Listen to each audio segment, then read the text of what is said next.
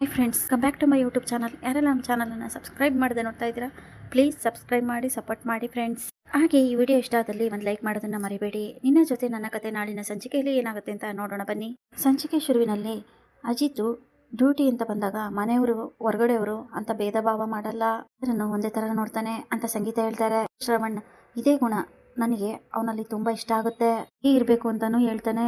ಆಗ ದೇವಯಾನಿ ಬಂದ್ಬಿಟ್ಟು ನಿಮ್ ಗುಣನೇ ಬಾವ ಅವನಿಗೆ ಬಂದಿರೋದು, ಯಾಕಂದ್ರೆ ಅಷ್ಟೇ ಅಲ್ವಾ, ರಮಣ್ ಏನೋ ತಪ್ಪು ಮಾಡಿದ್ರು ಅಂತ ಅಣ್ಣ ಅನ್ನೋದನ್ನು ನೋಡ್ದೆ ಅವ್ರನ್ನೇ ಅರೆಸ್ಟ್ ಮಾಡೋದಕ್ಕೆ ಅಂತ ಆದ್ರೆ ಎಲ್ಲಿ ತನ್ನ ಮಾನ ಮರ್ಯಾದೆ ಎಲ್ಲ ಹೋಗುತ್ತೋ ಅನ್ನೋ ಭಯಕ್ಕೆ ಆತ್ಮಹತ್ಯೆ ಮಾಡ್ಕೊಂಡು ತೀರೇ ಹೋಗ್ಬಿಟ್ರು. ದೇವಯಾನಿ ಹೇಳ್ತಾಳೆ. ಅದನ್ನ ಕೇಳಿಸ್ಕೊಂಡು ಶ್ರವಣ್ಗೆ ತುಂಬಾನೇ ಬೇಜಾರಾಗುತ್ತೆ. ರಮಣ್ ಸೂಸೈಡ್ ಮಾಡ್ಕೊಂಡ್ರಿ ಇನ್ನೆಲ್ಲ ನೆನೆಸ್ಕೊಂಡು ತುಂಬಾನೇ ಬೇಜಾರು ಮಾಡ್ಕೊಂತಿರುವಾಗ ಅಲ್ಲಿ ಕೂತಿರೋ ರಾಮು ಶ್ರವಣ್ ಹೆಗ್ಲ ಮೇಲೆ ಕೈ ಹಾಕಿ ಸಮಾಧಾನ ಮಾಡ್ಕೊಳ್ಳಿ ಅಂತ ಸಮಾಧಾನ ಮಾಡ್ತಾರೆ. ಎಲ್ಲ ನೋಡಿದ್ ಭೂಮಿ ಇವತ್ತಾನೇ ಬಂದಿದ್ದಾಳೆ, ಅವಳು ಅಲ್ಲಿ ಇಲ್ಲಿ ಸುತ್ತಾಡಿ ಸುಸ್ತಾಗಿರ್ಬೇಕು, ನಾ ಕರ್ಕೊಂಡೋಗಿ ಅಂತ ದೇವಯಾನಿಗೆ ಹೇಳ್ತಾಳೆ. ಅಂಜು ನೀನೋಗಿ ರೆಸ್ಟ್ ಮಾಡು ಅಂತ ಭೂಮಿ ಹೇಳ್ತಾಳೆ. ಗುಡ್ ನೈಟ್ ಎವರಿವನ್ ಬಾಯ್ ಅಂತ ಹೇಳ್ಬಿಟ್ಟು ಅಂಜು ಅಲ್ಲಿಂದ ಹೊರಡ್ತಾಳೆ. ಆಗ ಸಂಗೀತ ಶ್ರವಣ ಆಗೋಯ್ತು ಕಣೋ, ಅದ್ರ ಬಗ್ಗೆ ಯಾಕೆ ಯೋಚನೆ ಮಾಡ್ತೀಯಾ, ಮಾಡ್ಕೊಳ್ಳೋ ಅಂತ ಸಂಗೀತ ಹೇಳಿದಾಗ, ಇಲ್ಲ ಅಕ್ಕ ನಾನು ಸ್ವಲ್ಪ ತಾಳ್ಮೆ ತಗೊಂಡು ಯೋಚನೆ ಮಾಡ್ಬೇಕಾಗಿತ್ತು, ನಾನ್ ಯೋಚನೆ ಮಾಡಿದ್ರೆ ರಮಣ್ಣು ಇವತ್ತು ನಮ್ ಜೊತೆಗೆ ಇರ್ತಾ ಇದ್ದ, ನೀ ಹೇಳಿದ್ದು ಕರೆಕ್ಟೇ, ಬರೀ ಡ್ಯೂಟಿ ಅಷ್ಟೇ ಯೋಚನೆ ಮಾಡಿದೆ, ಬೇರೆ ಏನು ಯೋಚನೆ ಮಾಡ್ಲಿಲ್ಲ, ಹಾಗಾಗಿ ಇವತ್ತು ರಮಣ್ ನಮ್ಮ ಮಧ್ಯೆ ಇಲ್ಲ ಅಂತ ಹೇಳ್ಬಿಟ್ಟು ಬೇಸರ ಮಾಡ್ಕೊಂತಾನೆ. ಅಜ್ಜಿ ಅದನ್ನೆಲ್ಲ ನೋಡ್ಬಿಟ್ಟು ಛೇ ನಮ್ಮ ಮನೇಲಿ ಏನೇ ಆದ್ರೂ ಈ ಒಂದು ದುಃಖನ ಮರೆಯೋಕ್ಕಾಗಲ್ಲ, ಮಗ ಹತ್ರ ಪಟ್ಟು ತಪ್ಪು ಮಾಡ್ಬಿಟ್ಟ, ಬರ್ಲಿ ಎಷ್ಟೇ ಕಷ್ಟ ಬರ್ಲಿ ಆದ್ರೆ ಯಾವತ್ತು ತಮ್ಮನ್ ತಾವು ಕೊಡೋ ಅಂತಕ್ಕೆ ಹೋಗ್ಲೇಬಾರ್ದು, ಇಂದ ಅನಾಹುತಗಳೇ ಜಾಸ್ತಿ ಆಗೋದು ಅಂದ್ಬಿಟ್ಟು ಅಜ್ಜಿ ಅಲ್ಲಿಂದ ಎದ್ದೋಗ್ತಾರೆ. ರಾಮ್ಗೆ ತಾನ್ ಮಾಡಿದ್ದು ತಪ್ಪೆ ಅಂತ ಅನ್ಸುತ್ತೆ. ಸಂಗೀತ ಹತ್ರ ಬಂದ್ಬಿಟ್ಟು, ಸಂಗೀತ ಮೊನ್ನೆ ನಾನು ದುಡುಕಿ ತಪ್ಪು ನಿರ್ಧಾರ ತಗೊಂಡ್ಬಿಟ್ಟೆ, ನನಗೆ ಅನಿಸ್ತಾ ಇದೆ ನಾನು ಎಷ್ಟು ದೊಡ್ಡ ತಪ್ಪು ಮಾಡ್ತಾ ಇದ್ದೆ ಅಂತ, ನನಗೆ ತುಂಬಾನೇ ಬೇಜಾರಾಗಿದೆ ಅಲ್ವಾ ಸಂಗೀತ, ತಿರಲ್ಲ ರೀ ಅಮ್ಮ ಹೇಳಿದ್ದು ಕರೆಕ್ಟೇ ರೀ, ಯಾರಿಗೆ ಎಷ್ಟೇ ದುಃಖ ಆಗ್ಲಿ ಏನೇ ಆಗ್ಲಿ ಎಲ್ಲದಕ್ಕೂ ಸಾವು ಒಂದೇ ಪರಿಹಾರ ಅಲ್ಲ, ನಾವು ಎದುರಿಸ್ಬೇಕು, ಬದುಕಿದ್ದು ಜಯಿಸ್ಬೇಕು, ಈಗ ಹೋಗ್ಲಿ ಬಿಡಿ ಆ ವಿಷಯ ಯಾಕೆ, ಎಲ್ಲದೂ ಒಳ್ಳೇದೇ ಆಯ್ತಲ್ಲ ಹೇಳಿದ್ರಿ ಅಮ್ಮ, ಆಗಿದ್ದನ್ನ ಯಾರ ಕೈಲಿಂದನೂ ಬದಲಾಯಿಸೋದಕ್ಕಾಗಲ್ಲ, ಮುಂದೆ ಈ ತರ ಆಗದೆ ಇರೋ ತರ ನೋಡ್ಕೋಬೇಕು ಭೂಮಿ ಹೇಳ್ತಾಳೆ. ಆಗ ಸಂಗೀತ ಭೂಮಿ ಅಜಿತ್ ಇವತ್ ಮನೆಗ್ ಬರೋದೇ ಇಲ್ವಂತ, ಅಲ್ಲೇ ಇರ್ತಾನಂತ ಹೇಳಿದಾಗ, ಹೌದು ಅತ್ತೆ ಇವತ್ತು ಅವ್ರು ಅಲ್ಲೇ ಇರ್ತಾರೆ, ನನ್ನ ಹತ್ರ ಹೇಳಲಿಲ್ಲ ಆದ್ರೆ ಅವರು ಅಲ್ಲೇ ಇರ್ತಾರಂತೆ ನನಗ್ ಗೊತ್ತಿದೆ ಹೇಳ್ಬಿಟ್ಟು ಭೂಮಿ ತನ್ನ ರೂಮಿಗೆ ಹೊರಟೋಗ್ತಾಳೆ. ಕಡೆ ಮಾಮ್ ಆಗಿದ್ದನ್ನ ನೆನೆಸ್ಕೊಂಡು ಯಾಕೆ ನೀನ್ ಇಷ್ಟೊಂದು ಕೊರಗ್ತಾ ಇದೀಯಾ, ಇದು ಆಗೋಯ್ತು ಮಾಮ್, ಆದ್ರೆ ಮುಂದೆ ಏನಾಗಬೇಕು ಅನ್ನೋದ್ರ ಬಗ್ಗೆ ನಾವು ಗಮನ ಕೊಡ್ಬೇಕು ಅಂಜು ಹೇಳ್ತಾಳೆ.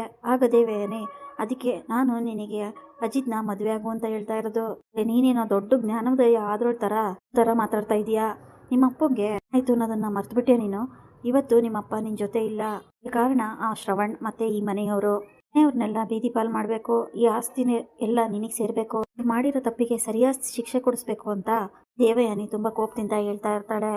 ಸದ್ಯಕ್ಕೆ ಈ ವಿಷಯದ ಬಗ್ಗೆ ಏನು ಮಾತಾಡ್ಬೇಡ, ಆದ್ರೆ ತಿಳ್ಕೊ ನಾನ್ ನಿನ್ ಮಗಳು, ಅಪ್ಪ ಸತ್ತಿದ್ದು ನನಗೂ ಇದೆ, ಅದಕ್ಕೂ ಕಾಲನೇ ಉತ್ತರ ಕೊಡುತ್ತೆ.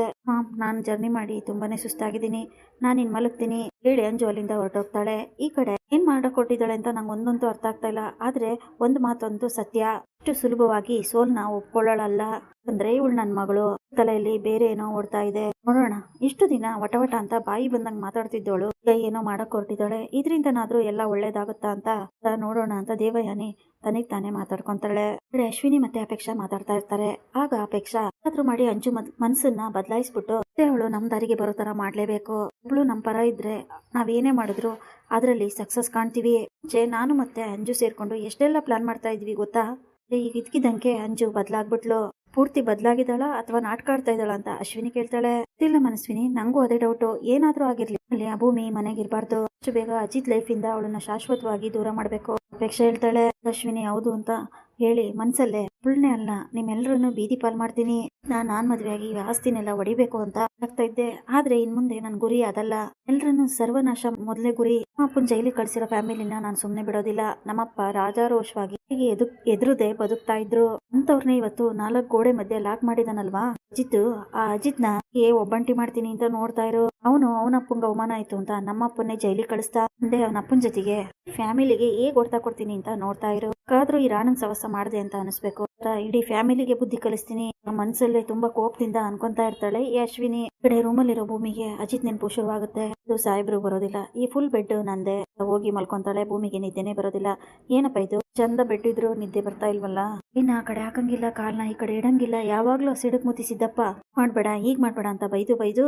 ಅಭ್ಯಾಸ ಆಗ್ಬಿಟ್ಟಿದೆ, ಮುಂಚೆ ಹೆಂಗ್ ಮಲಗ್ತಿದ್ನೋ ಹಾಗೆ ಮಲಗ್ತಿದ್ದೆ ಅಂತ ಮಧ್ಯೆ ದಿನಗಳನ್ನೆಲ್ಲ ಅದಕ್ಕೆ ಶುರು ಮಾಡ್ತಾಳೆ ಭೂಮಿ. ಟೈಮ್ಗಳಿಗೆ ಅಂಜು ಬರ್ತಾಳೆ. ಒಳಗಡೆ ಬಂದು ಓ ಭೂಮಿ ನೀನ್ ಇನ್ನೂ ಮಲಗಿಲ್ವಾ, ಕಡೆ ನೋಡಿದಾಗ ಬೆಡ್ ಅಲ್ಲಿ ಮಧ್ಯೆ ದಿಂಬುಗಳನ್ನ ಜೋಡಿಸಿರೋದು ಅಂಜು ಕಣ್ಣಿಗೆ ಬೀಳುತ್ತೆ. ಏನಿದೆಲ್ಲ ದಿಂಬುಗಳು ಇವಳನ್ನ ಯಾಕೆ ಈ ಥರ ಜೋಡಿಸಿದ್ದೀರಾ ಮಧ್ಯಕ್ಕೆ ಕೇಳಿದಾಗ ಅದೇನಂದ್ರೆ ಇವತ್ತು ಸಾಹೇಬ್ರು ಬರೋದಿಲ್ಲ ಅಲ್ವಾ, ಯಾವಾಗ್ಲೂ ಸಾಹೇಬ್ರ ಜೊತೆ ಮಲಗಿ ಮಲಗಿ ಅಭ್ಯಾಸ ಆಗೋಗಿದೆ, ಟಿಮ್ ಜೋಡಿಸ್ತಾ ಇದೆ ಅಂತ ಭೂಮಿ ಸುಳ್ಳು ಹೇಳ್ತಾಳೆ. ನಿನ್ನ ಹತ್ರ ಸುಳ್ಳು ಹೇಳ್ತಾ ಇದೆಯಾ ತಾನೇ, ಬೇರೆ ಏನೋ ಇದೆ ತಡವರ್ಸ್ದೆ ಉತ್ತರ ಕೊಡ್ತಾ ಇದೆಯಾ ಗೊತ್ತಾಗ್ತಾ ಇದೆ ಭೂಮಿ. ಯಾಕೆ ಭೂಮಿ ನನ್ನ ಹತ್ರ ಹೇಳೋದಕ್ಕೆ ಇಷ್ಟ ಇಲ್ವಾ? ನೀನಿಗೆ ನನ್ನ ನೋಡಿದ್ರೆ ಹಳೆ ಅಂಜುನ್ನೇ ನೆನಪಾಗ್ತಾಳ? ಆಗಿಲ್ಲ ಭೂಮಿ, ನನಗೆ ಎಲ್ಲಾನು ಅರ್ಥ ಆಗಿದೆ. ಮೇಡ್ ಫಾರ್ ಈಚ್ ಅದರ್ ಆಗಿರುವಾಗ ನಾನು ಯಾಕೆ ನಿಮ್ಮ ಮಧ್ಯೆ ಬರಲಿ? ಅದಕ್ಕೋಸ್ಕರ ನೀನು ಗುಂಡೇಟ್ ತಿಂದು ಅವನಿಗೆ ಸಹಾಯ ಮಾಡಿದೆ ಅಂತ ಗೊತ್ತಾಯ್ತು. ಅವತ್ತಿಂದ ಬದಲಾಗ್ಬಿಟ್ಟೆ. ಯಾಕೆ ಗೊತ್ತಾ, ಒಂದ್ ವೇಳೆ ನಿನ್ ಜಾಗದಲ್ಲಿ ನಾನಿದ್ದಿದ್ರು ಸಾಹಸಕ್ಕೆಲ್ಲ ನಾನು ಕೈ ಹಾಕ್ತಾ ಇರ್ಲಿಲ್ಲ. ಆಗ್ಲೇ ನಂಗೆ ಅನ್ಸಿದ್ದು ನಿಂದು ಮತ್ತೆ ಅಜಿತ್ದು ಪರ್ಫೆಕ್ಟ್ ಜೋಡಿ ಅಂತ. ಹೇಳ್ತಾ ಇದೀನಿ ಭೂಮಿ, ನೀನು ನನ್ನ ಕಣ್ಮುಚ್ಕೊಂಡು ನಂಬಬಹುದು. ನಾನು ನಿನ್ನ ಮತ್ತೆ ಅಜಿತ್ ಮಧ್ಯೆ ಯಾವತ್ತೂ ಬರೋದಿಲ್ಲ. ಈ ಮನೇಲಿ ನಿನಗೆ ಬೆಸ್ಟ್ ಫ್ರೆಂಡ್ ಆಗಿರ್ತೀನಿ. ನಿಮ್ಮಮ್ಮ ಅಂತ ಹೇಗ್ ಅನ್ಕೊಂಡಿದ್ಯೋ ನನ್ನನ್ನು ಬೆಸ್ಟ್ ಫ್ರೆಂಡ್ ಅಂತ ಅನ್ಕೋ. ಏನೇ ಕಷ್ಟ ಇದ್ರು, ಏನೇ ನೋವಿದ್ರು, ಏನೇ ನನ್ನ ಹತ್ರ ಹಂಚ್ಕೋಬೇಕು ಅಂತ ಅನ್ಸಿದ್ರು ನೀನು ನನ್ನ ಹತ್ರ ಹಂಚ್ಕೋಬಹುದು. ನಿನಗೆ 100% ಗ್ಯಾರಂಟಿ ಕೊಡ್ತಾ ಇದ್ದೀನಿ. ಹಂಚ್ಕೊಂಡಿರೋ ವಿಷಯನ ನಾನು ಯಾರಿಗೂ ಹೇಳೋದಿಲ್ಲ. ನಿನಗೇನೇ ಕಷ್ಟ ಬಂದ್ರು ನಾನು ನಿನ್ ಜೊತೆ ಇರ್ತೀನಿ. ಅಮ್ಮ ನಿಂಗಮ್ಮ ಆದ್ಮೇಲೆ ನಾನು ಫ್ರೆಂಡ್ಗಿಂತ ಹೆಚ್ಚಾಗಿ ಒಬ್ಳು ತಂಗಿಯಾಗಿ ಅಕ್ಕನ ಕಷ್ಟಕ್ಕೆ ಸುಖಕ್ಕೆ ಭಾಗಿಯಾಗೋದು ನನ್ನ ಕರ್ತವ್ಯ. ಹೇಳ್ತಾ ಇದ್ದೀನಿ, ನೀನ್ ಈ ಮನೆಯಲ್ಲಿ ಇನ್ ಮುಂದೆ ಒಂಟಿಯಲ್ಲ. ಯಾವುದೇ ಕಷ್ಟ ಬರೋದಕ್ಕೂ ನಾನ್ ಬಿಡೋದಿಲ್ಲ. ಎಲ್ಲ ಕೇಳಿಸ್ಕೊಂಡು ಭೂಮಿ, ಅಂಜು ಅವರು ಇಷ್ಟೆಲ್ಲ ಹೇಳ್ತಾ ಇದಾರೆ ಅಂದ್ರೆ ಇವಾಗ್ಲೂ ಅವರು ಬದಲಾಗಿದ್ದಾರೆ ಅಂತ ಅನಿಸ್ತಾ ಇದೆ. ಇವ್ರ ಗುಣ ನನ್ನ ನೋಡಿದ ತಕ್ಷಣ ಉರ್ದು ಬೀಳ್ತಾ ಇದ್ರು, ನನ್ನ ಕಂಡ್ರೆ ಯಾವಾಗ್ಲೂ ರೇಗ್ತಾ ಇದ್ರು. ಅದರಲ್ಲಿ ಈಗ ನನ್ನ ಜೊತೆಗೆ ಇಷ್ಟೊಂದು ಪ್ರೀತಿಯಿಂದ ಮಾತಾಡ್ತಾ ಇದ್ದಾರೆ ಅಂದ್ರೆ ಯಾವಾಗ್ಲೂ ಇವರು ಬದಲಾಗಿದ್ದಾರೆ ಅಂದ್ಮೇಲೆ ನಾನು ಮತ್ತೆ ಸಾಹೇಬ್ರು ಕಾಂಟ್ರಾಕ್ಟ್ ಮ್ಯಾರೇಜ್ ಆಗಿರೋ ವಿಷಯನ ಹೇಳೋದ್ರಲ್ಲಿ ಯಾವ ತಪ್ಪು ಇಲ್ಲ. ಇವ್ರ ಹತ್ರ ಈಗಲೇ ಎಲ್ಲ ವಿಷಯನೂ ಬಿಡ್ತೀನಿ. ಸಾಹೇಬ್ರಿಗೆ ನಿಮ್ಮನ್ನ ಮದ್ವೆ ಆಗೋದಕ್ಕೆ ಇಷ್ಟ ಇರಲಿಲ್ಲ, ಅದಕ್ಕೆ ನಾ 1 ವರ್ಷಕ್ಕೋಸ್ಕರ ಕಾಂಟ್ರಾಕ್ಟ್ ಮ್ಯಾರೇಜ್ ಆಗಿದ್ರು ಅಂತ ಮುಂದೆ ಹೇಳಿದ್ರೆ ಆಗ ಇವರು ಅಜಿತ್ಗೆ ನನ್ನ ಮೇಲೆ ಪ್ರೀತಿ ಇಲ್ಲ ಅಂತೇಳಿ ಬೇರೆಯವ್ರನ್ನ ಮದ್ವೆ ಆಗ್ಬಹುದು, ಇಲ್ಲಿಗೆ ಬಂದಿರೋ ಉದ್ದೇಶನೂ ಈಡೇರುತ್ತೆ ಅಂತ ಅನ್ಕೊಂಡು ಹೇಳ್ಬೇಕು ಅಂತ ಅನ್ಕೊಳೋ ಅಷ್ಟರಲ್ಲಿ ಅಯ್ಯೋಪ್ಪ ಬೇಡಪ್ಪ, ಮ್ಯಾಟ್ರ್ ಗೊತ್ತಾದ್ರೆ ಅಷ್ಟೇನೆ 1 ತಪ್ಪು 2 ತಪ್ಪು ಅಂತ ಲೆಕ್ಕ ಹಾಕ್ತಾ ಇದ್ದಾರೆ ಸಾಹೇಬ್ರು. ಇನ್ನು ಇವ್ರಿಗೆ ವಿಷಯ ಹೇಳಿದೀನಿ ಅಂದ್ರೆ 3ನೇ ತಪ್ಪು ಅಂತ ಹೇಳಿ ಹೋಗ್ದು ಉಪ್ಪಿನಕಾಯಿ ಹಾಕ್ಬಿಡ್ತಾರೆ.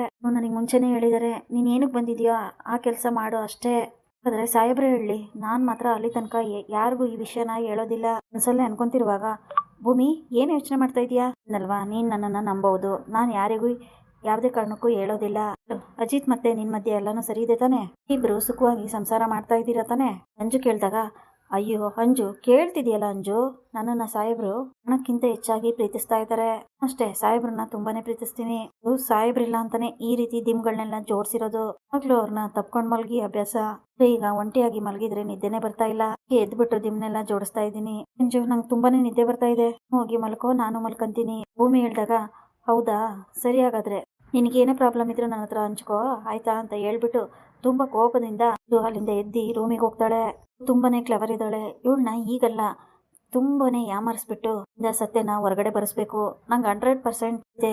ಇವಳು ಏನೋ ವಿಷಯನ ನನ್ನ ಹತ್ರ ಮುಚ್ಚಿಡ್ತಾ ಇದ್ದಾಳೆ. ಆದ್ರೆ ಇನ್ನೆಷ್ಟು ದಿನ ಅಂತ ನಾನು ನೋಡ್ತೀನಿ. ಒಂದಲ್ಲ ಒಂದು ದಿನ ಯಾರೇ ನೀನೇ ಸತ್ಯ ಹೇಳೋ ಹಾಗೆ ಮಾಡಿಲ್ಲ ಅಂದ್ರೆ ನನ್ನ ಹೆಸರು ಅಂಜು ಅಂತ ಅಂಜುನೇ ಅಲ್ಲ. ಏನು ನಾನು ಬದಲಾಗಿದ್ದೀನಿ ಅಂತ ಅನ್ಕೊಂಡಿದ್ಯಾ?